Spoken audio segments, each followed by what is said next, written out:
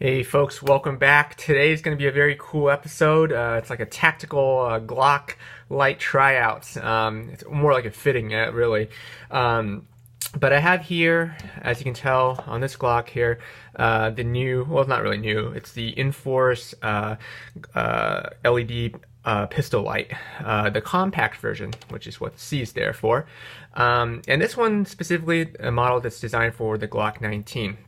I picked this up at the local gun range, or the gun store really, in Washington State, and this is specifically done for the Glock 19, but at the store they were showing me these Glock Gen 4 models. It was a Glock 17, and it worked pretty well. And so it was funny because the guy was asking me, well, what kind of Glock do you have at home? And I was telling him, well, I had the Gen 3.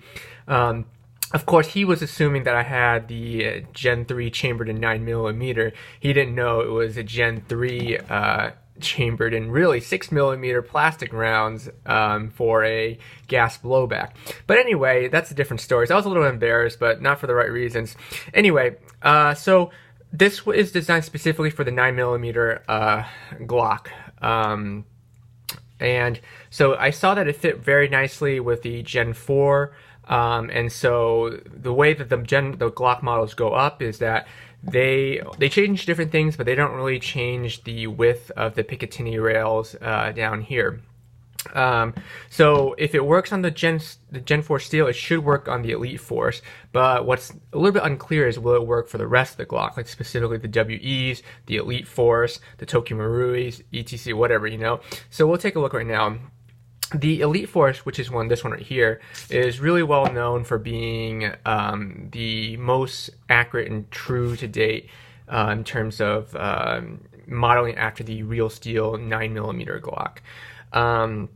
And so the dimensions are very faithful, and as you can see, it fits very well on this. I'm not going to do a review on this just yet. This is just more about a fitting of the light. And so I'll just do a quick function to show y'all. Basically, it's an ambidextrous finger trigger or finger switch where you basically hold it down. You hold it down if you wanted to have the light sustain, but if you wanted to turn off, as soon as you let go, it'll turn off. Now, if you don't want to have to keep pressure on the switch in order to keep the light on, what you could do is you can just click it once, and I'll show you, and then let go, and it'll stay on. Notice how my finger's not on it? And then to turn it off, just press it down again. So kind of a cool two-function thing, right? Hold it like that and release it when you don't want the light on to maybe not give away your position. Or if you want a more indefinite light on, press it once, hold it down, and then you can have it. Interestingly enough, again, I know this is not a review of it, but I actually kind of like having this on now. It's a bit pricey, to be honest with you, and it's almost as expensive as the gun itself. But it's actually nice to have this part here to rest your finger on it, because instead of like this one, right? Instead of resting it on this part, which is a little indented, I normally rest on here, but then you kind of have to like lay it up to get that. It's a little bit more uncomfortable. Whereas with this extra extension, it kind of raises the hand guard part and allows you to put your finger there. Okay, so enough about that. That's another video for another time. Anyway, so this is the Elite Force, or sorry, not the Elite Force, the VFC or the Stark Arms Glock, Gen 3 specifically, and it works. Fits very nicely on this one. So we'll start out as the baseline model. So again, since it fits this one, we know it also fits. The specs are pretty much the same as the 9mm Glocks. So let's take this off and see if it will work on a different model. Okay, so in order to do so, you have to unthread or unscrew this with a flathead screwdriver. Unscrew this part right here, and then take that out. And this thing is very stiff, okay? You can find a lot of reviews of folks who are on tactical gun channels or whatever, and they review this, and it actually is stiff no matter what. So you really have to yank it out to get it to pull off. It might be a little bit tough the first time, but put a little muscle in it, and you should be able to do it. So that's it without it. Okay, so before I install the next one, here is a WE Glock 19. And so this is the Picatinny rail part right here. Notice how there's this little notch down here. That's where this bolt goes through as a cross section. So it goes under here, like so, and it kind of locks the railing in place. So you see right here, it goes straight under there, and then it prevents it from sliding up and down. And the idea is, though, even though this is a very stiff and tight fit, the recoil that happens under when you fire a 9mm round is pretty dramatic, and it will cause it eventually to shift right off. Now, of course, it won't do it in one round, but after like about 15 or an entire magazine or two, eventually it'll come loose off of it. So that's why you do need this. With these gas blowbacks, though, the recoil isn't as dramatic, so really you don't really need this to keep it on the rail, since it's such a stiff and tight fit. Now, you're probably wondering, why is that important, right? So, and we'll get to that in a little bit. But anyway, so let's go back to this one right here. Whoops. This right here is the WE Gen 4 Glock 19, and they are thicker, but they still fit, and they fit flushed actually with the barrel. So notice how it's straight like that. Again, works just as well, which is really nice. Now this one I did push it in a little bit too deep, and so notice how the pin won't go in completely, because I pushed the hole right here past the point where I can drop it into that little groove right there. So if that were to happen to you, you kind of have to, which most likely will, you kind of have to slowly push it forward and finagle it, there you go, to the point where you can kind of see it, and then still have to go a little bit more. Okay. So do you have to go up or down? I have to go up a little bit more. Okay. Yeah, you get the point, right? You kind of have to move it up and down until you have access to drop that pin in, basically. I'm not going to do it for all of them because it's going to be a little bit difficult.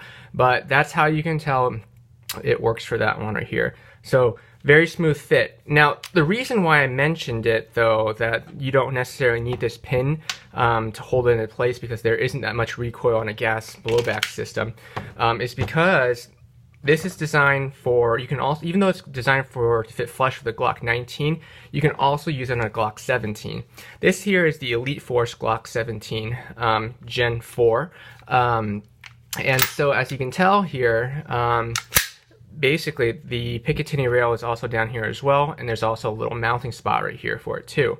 But if you were to mount it right there, well, actually, never mind. It doesn't really matter, because I thought this. Never mind. I thought this rail was a little bit further up, and it would have caused the trigger to be. Never mind. Forget what I just said. You can do it either way. So there you go. You can mount it there. There we go. And then you would have the perfect finger switch right there. My bad. I thought I guess the rails are all in the same place, so it doesn't really matter. Let me make sure that's correct. Yeah. Look at how the notch lines up in the same parts right there. The only part that really is different is the front end. So if it works on the Glock 19, it'll work on the Glock 17. Obviously here, what you'll notice though is that it doesn't, it doesn't stick out flush. It kind of goes lower in, but either way, it doesn't really matter. I think this is a nice fit, actually. I like that. So that's good too. Now, here is the Tokyo Marui Glock 19. This is a Gen 3 model, and oftentimes the Gen 3 the Tokyo Maruis are similar to the WEs here in terms of width. They're a little bit thicker, right? But I tried this on and it still works. It's a little bit stiff to put it on like that, but it still works because this thing kind of flexes a little bit and it allows you to stick it on there, which is great. All right. So there you go. Now, it won't fit, obviously, a G26 because there are no railings right there, so that's kind of unfortunate. But it will fit anything else with the rails as a Glock 19 or upwards. Here is a Gen 5 Glock 19 by WE, and I have not tried this, but I can't imagine they've changed this to the point where it wouldn't work. So, but let's make sure. This fits like a glove. I love that.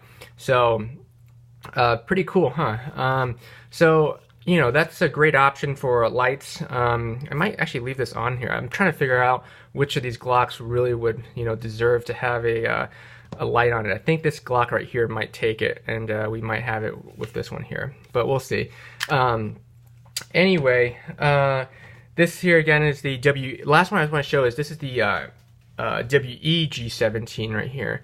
And the reason why I wanted to show this again though is because in the past, I know a lot of folks have used holsters that were designed for the Glock 19 9mm, and when they use that holster, it doesn't fit because the width of the slide and the body of this model here is too thick for it, and you have to end up either sanding down that holster or getting the what we call it, I think it was a Glock 23 holster, which is a smidge bit thicker or wider to accommodate the Glocks. This isn't necessarily the case or a problem with this because, again, this is like a fiber polymer casing right here, and it does flex a little bit. So even though it's wider, it will still accommodate this like so. It is still a little bit stiffer, but it does work in the end. And I know for a fact the Picatinny rail on this model here is a little bit thicker than your 9mm Glock because I've had one of those hand guards for an M4, and I've kind of for fun I flipped it upside down and tried to attach it down here, the carrying handle part, and that attaches to a Picatinny rail system, and it would attach perfectly to this one because this is true specs to the real steel Glock 19, but it's not to this one. So even though it will fit this one, it's too wide, and so the Picatinny rail kind of like doesn't fit flush, kind of like dangles to the side a little bit. It still stays on, but it is a little bit wider. So that's why I want to try that out a little bit with this light here. Overall, though, awesome light. I will do a review later on of the product itself. There are plenty of them out there on, like, you know, gun channels that you can look at, and I'll talk a little bit more about that later with this one. But I just kind of wanted to focus more on like how compatible is with the different Glock models out there. So hope you folks found this stuff really helpful, and because I know one of the tough things is when you buy a light, these things are really expensive, in my opinion. I think they're really expensive, and this is like the lowest end model I can find that's reasonable, that will fit when I was at the gun store. And, you know, what if you bought one and didn't really fit and you want to know for sure? So you do have a very wide range of Glock compatibilities. So I wanted you folks to know that, at least for this model right here, especially with the flexing and everything, you have a lot of room for compatibility. All right, folks, that's all I've got for today. Hope you all enjoy this content. Look out for more videos about this review next time. Thanks, guys.